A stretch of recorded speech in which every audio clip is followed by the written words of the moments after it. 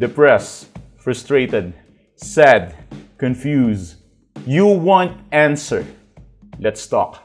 Give me a message sa page ko sa Philippine Dating Coach and you can have one-on-one coaching with Coach Baze, your dating coach. Just please subscribe to my channel and hit the bell button. Sa tagal ko na nagko-coach, isa lang yung napapansin ko. Ito, hindi nagbago to sa tagal ng panahon na nagko-coach ako.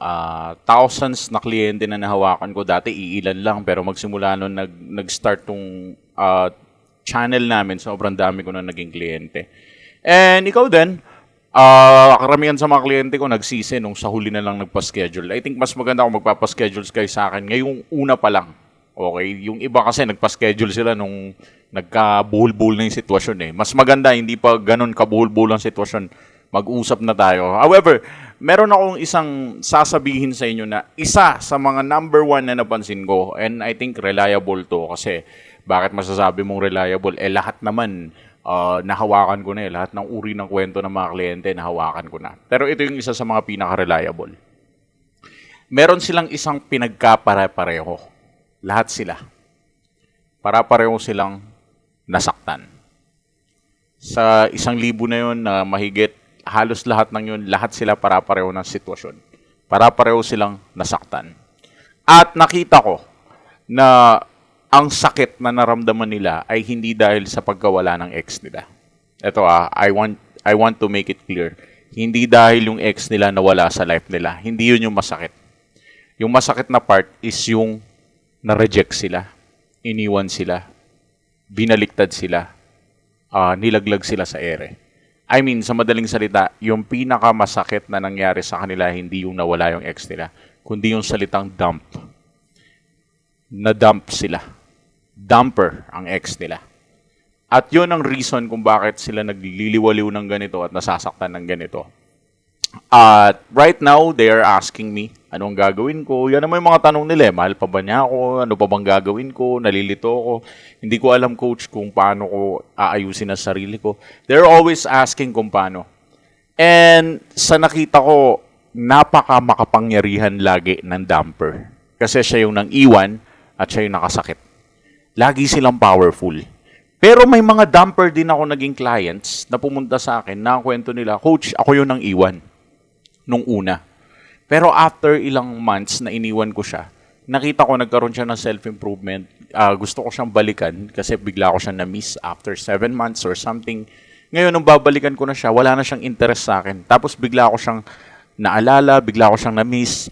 Nung yung dumper na to, gusto na niyang balikan yung ex niya. Yung ex niya, biglang wala nang paki sa kanya. At itong dumper na to, biglang nagbago ang lahat. Bigla niyang na-miss, bigla niyang nagustuhan. Alam mo yun, bumaliktad ang sitwasyon sa nakita ko. Bakit bumaliktad ang sitwasyon? Kasi dati siya yung nang iwan sa ex niya at nung babalikan na niya yung ex niya nag-inarte at biglang nagulat siya na yung ex niya wala nang paki sa kanya at wala nang gusto sa kanya at alam mo yun, parang literal na burado sa isip ng ex niya itong kliyente ko. And for that reason, itong kliyente ko bumaliktad.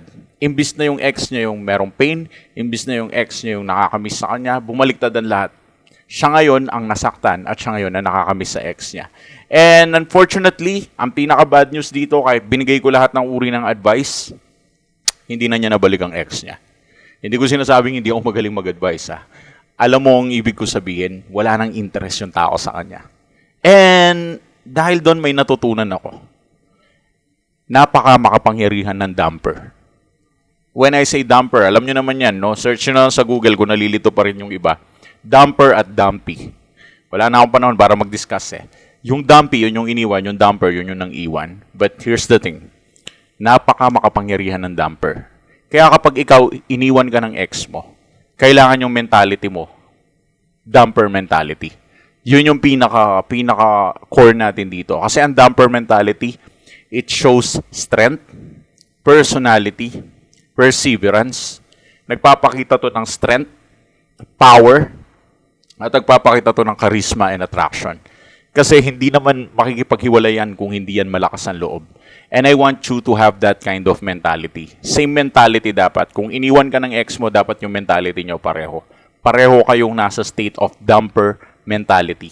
And eventually, darating ang panahon, babaliktad at babaliktad din ang sitwasyon. Imbis na yung ex mo ay mamiss mo, babaliktad yan. Siya yung makakamiss sa'yo. Dahil kapag nasa na ang damper mentality, I'm talking about the mentality.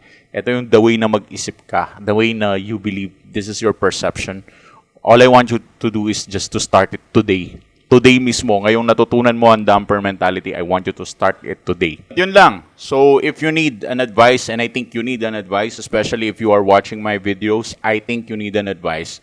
So, just give us a message sa page namin sa Philippine Dating Coach. Thanks for watching.